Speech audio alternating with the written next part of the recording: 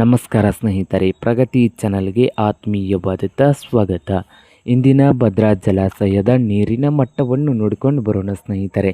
ಹೊಸದಾಗಿ ಯಾರು YouTube channel ನೋಡ್ತಾ ಇದ್ದರೆ ಚಾನಲನ್ನು ತಪ್ಪದೇ ಸಬ್ಸ್ಕ್ರೈಬ್ ಆಗಿ.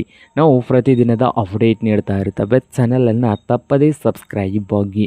ಇಂದು ಭದ್ರಾ ಜಲಾಶಯದ ನೀರಿನ ಮಟ್ಟವನ್ನು ನೋಡೋದಾದರೆ ಇಂದು ಡ್ಯಾಮ್ನ ಲೆವೆಲ್ ಬಂದು 176.8 ಇದೆ. ಡ್ಯಾಮ್ನ ಲೆವೆಲ್ ಬಂದು 176.8 ಇದೆ. ಹಾಗೆ ಸ್ಟೋರೇಜ್ ಕೆಪಾಸಿಟಿ ನೋಡೋದಾದರೆ 60.280 TMC. ಹಾಗೆ ಒಳಹರಿವು ನೋಡೋದಾದರೆ 4640 ಕ್ಯೂಸೆಕ್ಸ್ ನೀರು ಬರ್ತಾ ಇದೆ. 4640 ಕ್ಯೂಸೆಕ್ಸ್ ನೀರು ಇಂದು ಭದ್ರಾ ಜಲಾಶಯಕ್ಕೆ ಬರ್ತಾ ಇದೆ.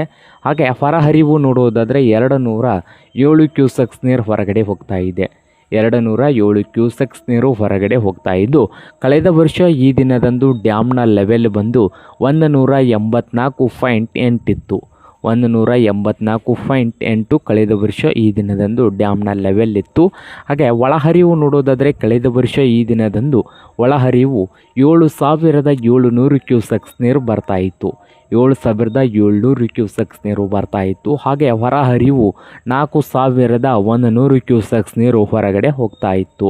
ಇದು ಇಂದಿನ ಭದ್ರಾ ಜಲಾಶಯದ ನೀರಿನ ಮಟ್ಟವಾಗಿದೆ ನೋಡಿ ಸ್ನೇಹಿತರೆ.